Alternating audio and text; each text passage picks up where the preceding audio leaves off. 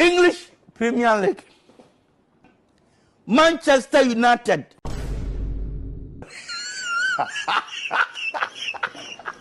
The Premier League.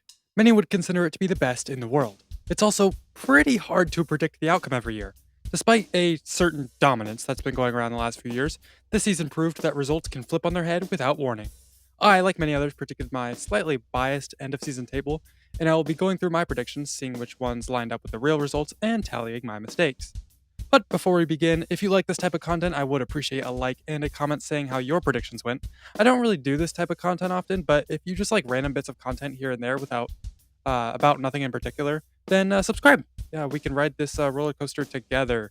And without further ado, let's get right into it. If you don't know which prediction I'm talking about, it's this one right here, which I didn't make a video on, but I posted on my Instagram. You might notice right away some crazy takes that I had, and I can already tell I did a poor job of predicting the season's results. 20th place, Southampton. I think everyone saw this coming, except me apparently, because as a butthurt Arsenal fan coming runner-up to 115 charges FC twice in a row, I had the FFP actually doing something about it, and deduct 50 bajillion points from Manchester City, automatic relegation. But no, nothing more than a slap on the wrist, and they sit comfortably in third. At least they didn't win the title this year, but oh well, neither did we. And that's a story for later. Of course, without the charges, I would have had Southampton dead last, packing their bags after the first week of play, but no, I had them 19th. So that's a 1 point difference already. 19th place, Ipswich Town. Well, another one people probably could have seen coming. However, I have a soft spot for them as I was born near Ipswich, so I had them higher than I should have, in 15th. It looked to be a good prediction for the start of the season, but alas, the EFL Championship curse struck again, and back down they go. Hopefully we get to see them again soon. Now my total's at 5.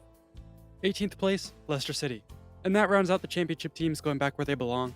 I had them 17th, just surviving relegation, but being in the scrap the entire time. What's more diabolical, though, is the team I had going down in their place, Nottingham Forest. Not only did the Reds survive, they smashed all expectations to smithereens, ending up in the Conference League play-ins.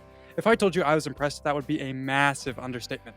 Fair play to them, though. I think they had everyone tearing up their season predictions by Christmas, and went on to have a surprisingly strong finish, despite missing out on Champions League. That takes my error to 6. 17th place, Tottenham Hotspur. Now for this, I have simply no words. Very few sane people could have predicted this, especially me.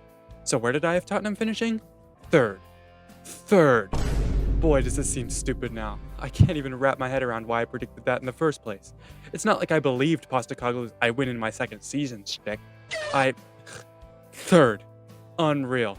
And that's gonna hurt my prediction score. Yup, it's now at 20. 16th place, Wolverhampton.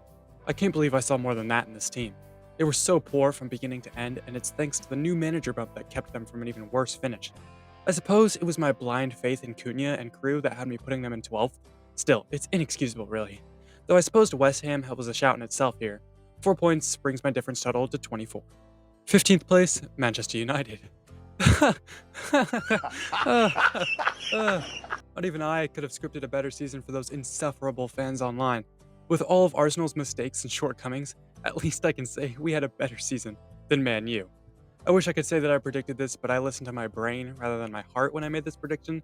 So alas, it's 7 more points to the difference. 14th place, West Ham. Oh why did they have to put on that run late in the season? I thought for sure my 16th place shout was strong all season, but in the end, that final scramble had them jumping up a couple spots.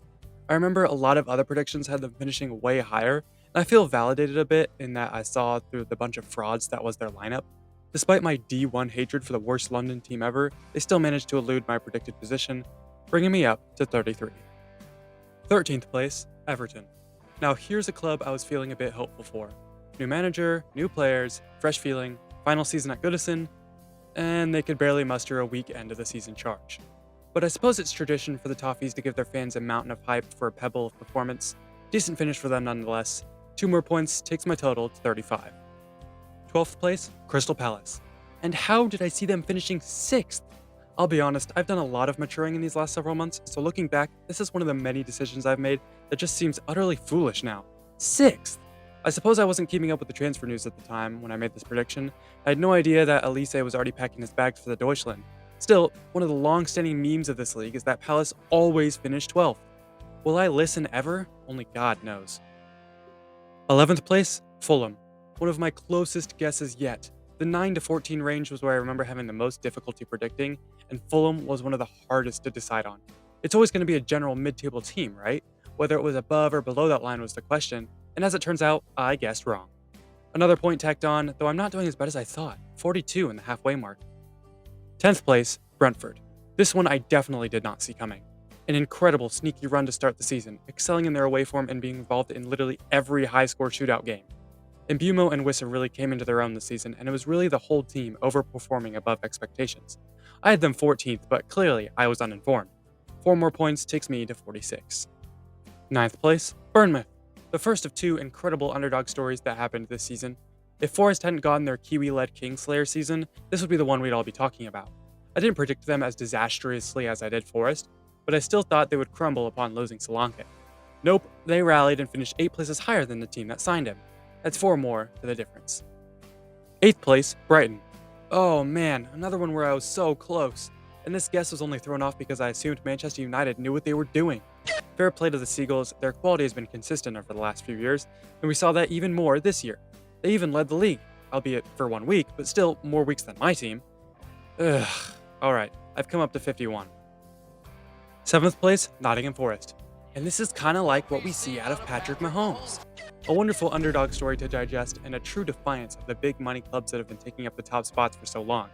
I remember the hope that we had early on that they would end up like 2016 Leicester. Oh well, there's always next season, I say as an Arsenal fan. I did not have them anywhere near here, as of course my tiny American brain, fed off dynasties in the West, couldn't see a rapid swing like that. Fair play to them, I hope it all holds up next season. Not that my prediction is, because now I'm at 62. 6th place, Aston Villa. Remind me again why I put Palace there? I suppose I was a bit more hopeful than I should have been in the beginning anyway, as Villa were only barely able to squeak out that Europa League spot after earning it on the final day.